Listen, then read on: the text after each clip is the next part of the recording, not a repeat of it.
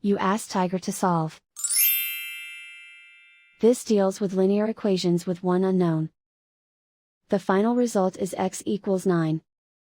Let's solve it step by step.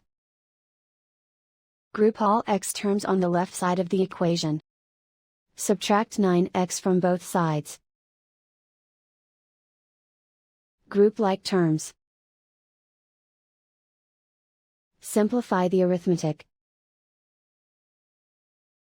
Group like terms. Simplify the arithmetic.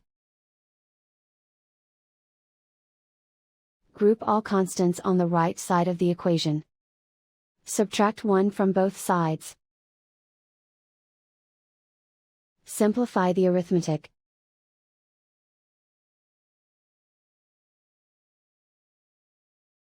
Isolate the x. Divide both sides by 4.